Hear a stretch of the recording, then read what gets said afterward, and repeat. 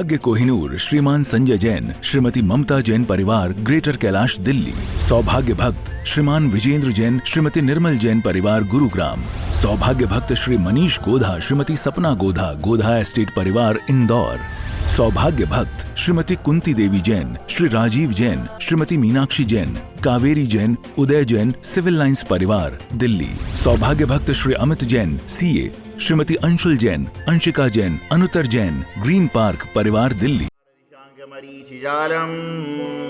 संदेरिशामेषु प्रभावे क्षीरेजनाशुरंचिमान्या संपदिवांसि देवा ओम ह्रीं श्रीं क्लीं ऐं अरं वं वं मं मं हं हं सं सं तं तं पं पं जं जं शीं शीं राम राम नीं रवे ओम नमो रते भुगते श्रीमद् दुग्धाभिषेकं करोमि स्वाहा दुग्धाभिषेकं करोमि स्वाहा दुग्धाभिषेकं करोमि स्वाहा स्वाहा मंगलपुष्पष्टि अवतरणं करोमि स्वाहा पुंगवानां त्रैलोक्यपावनिशं करोमि ओम ह्रीं श्रीं क्लीं ऐं अरं वं वं मं मं हं शम शम दम दम पम पम जम यम शीं शीं राम राम नीं रवे ओम नमो अरते भगवते श्रीमती कौन के सुगंधित तुलसीभिषेकं करोमि स्वाहा मृत्युम अधिकामम रतिकामम वलिकामम क्रोधम अग्निम सर्वशत्रुभयम सर्वौषरिगम शर्विघ्नम शर्भयम सर्वराजभयम सर्वचूरभयम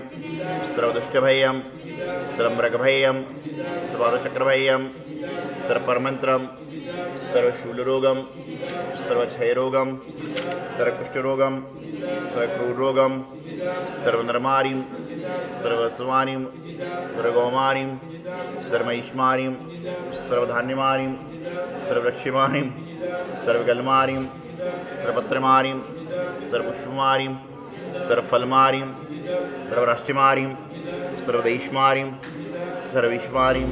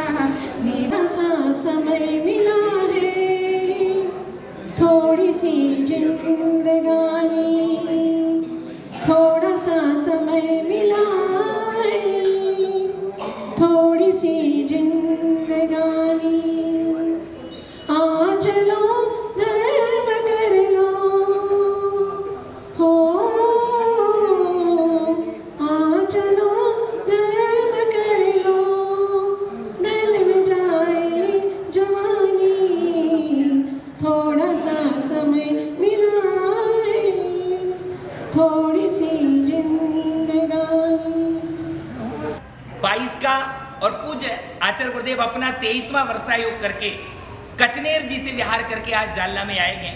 जालना की चर्चा बड़ी सुनी थी मेरे ख्याल से 2006 में जब पूज्य आचार्य गुरुदेव का यहाँ पर औरंगाबाद वर्षा योग हुआ था, चाहे अरहंत नगर हो, उसके बाद हड़को, कचनेर इत्यादि। उस समय जब रस्ते में बिहार में मैं चर्चा कर रहा था, उस समय आचार्य गुरुदेव ने बताया भी था, उस समय जालना आना भी हुआ था। आचार्य गुरुदेव का पुनः आज जालना में आगमन हुआ है, तो निश्चित रूप से बड़े सौभाग्य की बात है।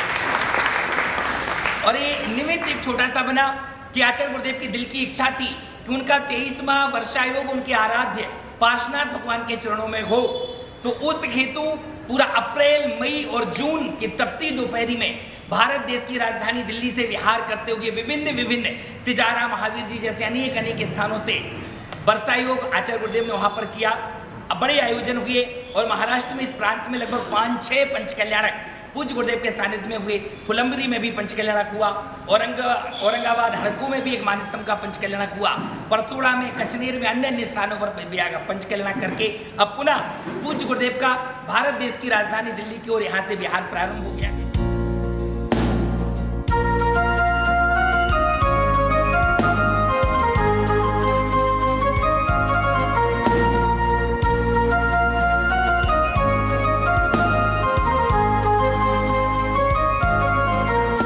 महानुभाव लगभग 14-15 वर्षों के लंबे अंतराल के बाद जालना में आना हुआ।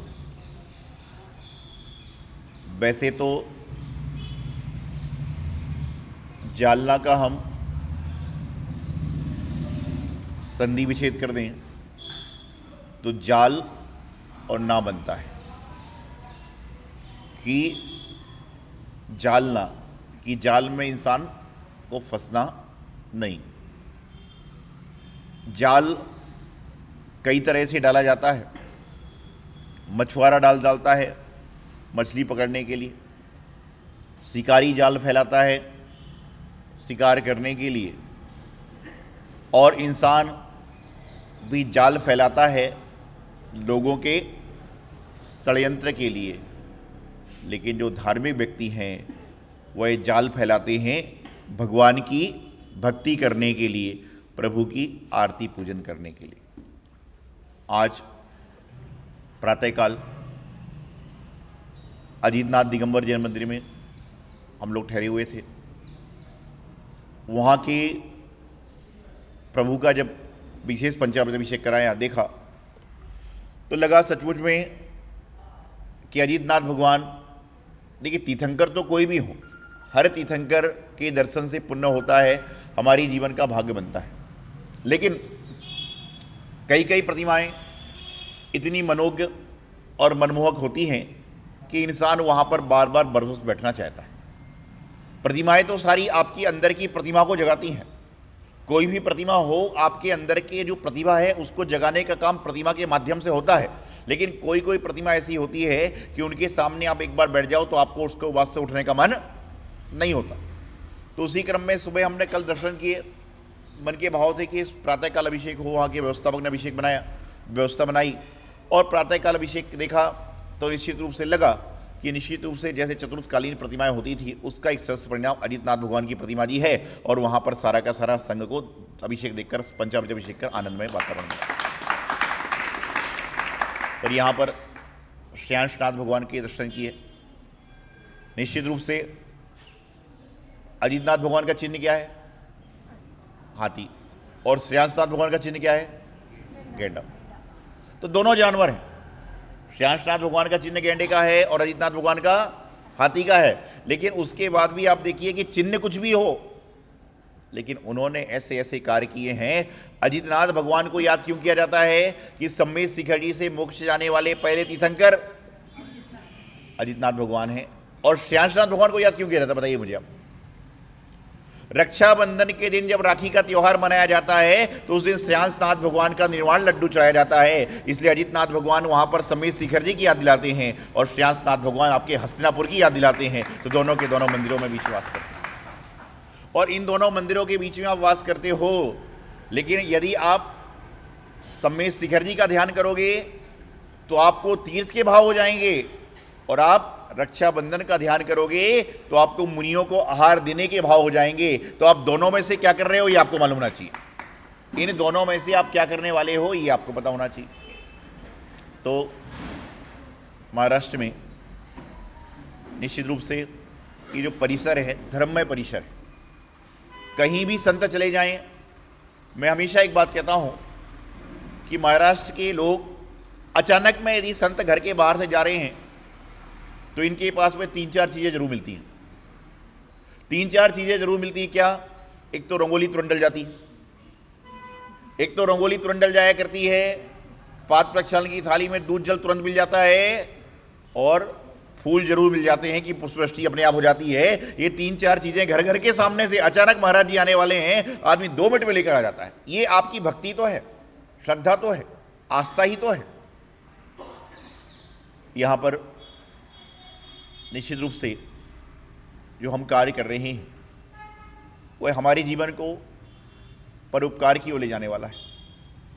भाई पंडित साहब ने हमारे बताया कि अब हमने पहले प्रभु दर्शन किए, अब प्रभु दर्शन के बाद हम गुरु दर्शन की ओर जा रहे हैं, और गुरु दर्शन की ओर बाद आगे जाएंगे। क्योंकि पहले प्रभु का आशीर्वाद लो, उसके बाद में गुरु का आशीर्वाद लो, और उसके बाद में जीवन के सारे काम प्रारंभ करो, अपने आप सारे काम प्रारंभ हो जाएंगे। ध्यान रखना, आपके बहुत सारे जिन मंदिर हैं, बहुत सारी जिन प्रतिमाएं हैं, लेकिन जहां जहां जिन मंदिरों में किसी ना किसी संत का आशीर्वाद मिल जाता है, वह जिन मंदिर ऐसा बन जाता है जैसे माउंट एवरेस्ट की चोटी बन गई हो, फटाफट सारे काम हो जाते हैं।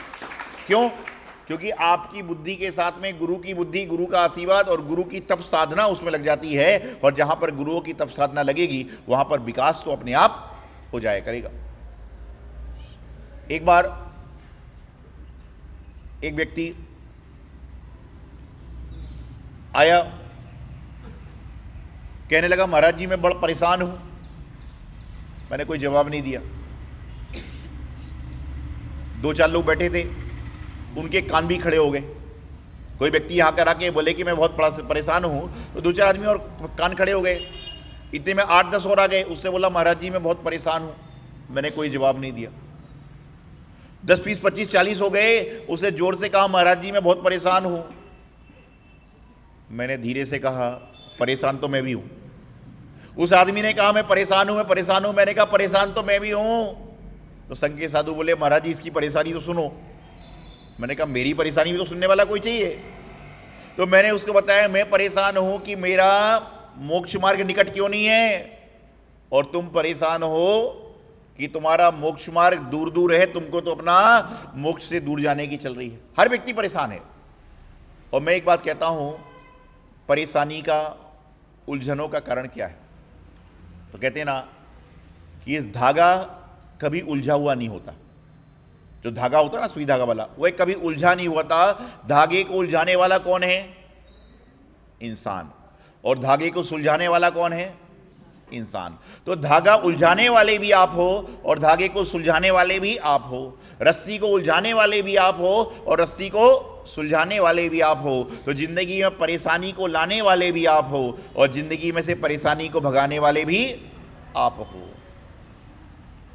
उलझने तेरी मिट जाएंगी, उलझने तेरी मिट जाएंगी, तू उलझना छोड़ दे, और भटकने तेरी मिट जाएंगी, तू भटकना छोड़ दे। उलझने तेरी मिट जाएंगी, तू उलझना छोड़ दे, भटकने तेरी मिट जाएंगी, तू भटकना छोड़ दे। और इन सब से दूर जाना है तो एक बार गुरु चरणों से नाता जोड़ दे। एक बार गुरु चरणों से नाता जोड़ ले तो सारे काम संपन्न हो जाएंगे। तो बोले परेशानी क्या है? मैंने पूछा। बोले महाराज जी परेशानी ये है कि मैं कहीं पर भी जाता हूं, लोग मुझे देखकर हंसते हैं। मैं कहीं पर भी जाता हूं, लोग मुझे देखकर हंसते हैं। मैंने कहा ये तो बहुत अच्छी बात है, लोग हंसने के लिए तो पैसे खर्च कर रहे हैं। आज योगा बोलता, योगा वाला कहता है हंसो, तुम्हारा तो लोग है, तो मुझे देखकर रोते तो नहीं है।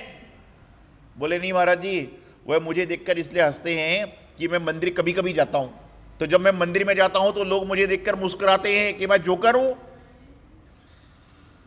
मैंने कहा भाई तू जोकर नहीं है, लेकिन तू मंदिर कभी कभी जाता है, लोग इसलिए देखकर मुस्कुराते हैं कि कम से कम तू रोज आने लग जाए तो लोगों का मुस्कुराना बंद हो जाए। तो हर आदमी अपनी परेशानी में जी रहा है, हर अपनी समस्या में जी रहा है, हर आदमी अपनी तकलीफ में जी रहा है। उसकी समस्याएं, तकलीफ, परेशानी उसके अंदर निहित हैं। आज आप जिन मंदिर के दर्शन करते हो, मैं जब मंदिरों के दर्शन करता हूं और आपके उसके बाद घरों में आहार को जाता हूं, तो मैं कई बार सोचता हूं मन में कि हे प्रभु, क्या चमत्कार आपका हो रहा है कि जो मंदिर आपका बना है वो तो ज्यों का त्यों है, और जो आपके आशीर्वाद लेकर जा रहे हैं तो बड़ी बड़ी बिल्डिंगें, सुंदर सुंदर चीजें बना रही हैं, और मंदिर ज्यों का त्यों कैसे हो रहा है? ध्यान रखिएगा, भगवान के मंदिर के दर्शन करने से आपके घरों का विकास तो होगा, लेकिन घरों में शांति कब आएगी? जब मंदिर में भी विकास होगा।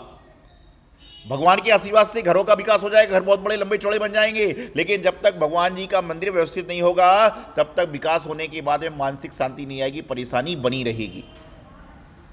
तो मंदिर जी का विकास हो, मंदिर जी की सारी क्रियाएं अच्छी तरह हो, नहीं तो बस आज के ज़माने में क्या है, उन्होंने बोला महाराज जी आ रहे हैं, बोले आ रहे हैं, अच्छी बात है, जयकारा गुरुदेव का, जय जय गुरुदेव, भगवान महावीर स्वामी की जय, आचार्य सिद्धांत सागर जी महाराज की जय, आचार्य सौभाग्य सागर जी महाराज की जय। महाराज जी मंदिर में आए, सब बैठे थे, हम भी बैठ गए, चल पड़े, महाराज जी चले गए, हम भी चले गए। पूछे कौन से महाराज जी आए थे? सिद्धांत सागर जी महाराज। कितने महाराज जी थे? अरे गिनते क्या, 20-25 तो होंगे, क्योंकि किसी ने आके बता दिया। उसको 20-25 क्यों मालूम चले? कि किसी ने बता दिया कि भाई कल 25 लोग का भोजन होगा। क्या कहा? 25 लोग का भोजन होगा, तो उसको लगा 25 संत हो गए। उन्होंने कहा 25 लोग का भोजन होगा, उसको लगा 25 संत हो गए। बोले उसको पता ही नहीं था कि भोजन करने वाले अलग होते हैं, आहार करने वाले अलग होते हैं, और भोजन खाना खाने वाले अलग होते हैं। आप घरों में जो भोजन बनाते हो, काय में बनाते हो? आप घर में जब खाना तैयार करते हो, क्या बोलते हैं उसको? मेरी आवाज आ रही है? आप लोग क्या बोलते हो उसको? किचन। पहले के जमाने में बोलते थे आहारशाला, फिर बोले भोजनशाला, फिर बोले रसोई, और अब बोलते हैं किचन। एक बार मैं सोच रहा था कि जहां भोजन बनता है उसको किचन क्यों कहा जाता है, तो वहां पर बोले जहां पर दिन भर किच किच किच किच पिच पिच पिच होती है उसका नाम है किचन। जहां पर किच किच पिच होती है तो जो भोजन करने वाला है उसका दिमाग भी गर्म रहता है, क्योंकि किच किच पूरा भोजन हो रहा ना। उसके बाद रसोई क्या होती थी? रसोई वह होती थी कि जहां पर माता बहनें अपने हाथ से पीसती थी, बनाती थी, करती थी, वह रसोई कहलाती थी। और भोजनशाला कौन सी होती है? अब महाराज जी को बोलते हैं मन शुद्धि, वचन शुद्धि, काय शुद्धि, आहार जल शुद्धि। भोजनशाला में प्रवेश कीजिए, कि जहां पर संतों का भोजन होता है उसको भोजनशाला या आहारशाला कहा जाता है। तो वो भोजनशाला होती है कि जहां पर पूरा शुद्ध वातावरण है। सौभाग्य कोहिनूर श्रीमान संजय जैन, श्रीमती ममता जैन परिवार, ग्रेटर कैलाश दिल्ली। सौभाग्य भक्त श्रीमान विजेंद्र जैन, श्रीमती निर्मल जैन परिवार, गुरुग्राम। सौभाग्य भक्त श्री मनीष गोधा, श्रीमती सपना गोधा, गोधा एस्टेट परिवार, इंदौर। सौभाग्य भक्त श्रीमती कुंती देवी जैन, श्री राजीव जैन, श्रीमती मीनाक्षी जैन, कावेरी जैन, उदय जैन, सिविल लाइंस परिवार, दिल्ली। सौभाग्य भक्त Shri Amit Jain, CA, Shrimati Anshul Jain, Anshika Jain, Anuttar Jain, green park परिवार, दिल्ली।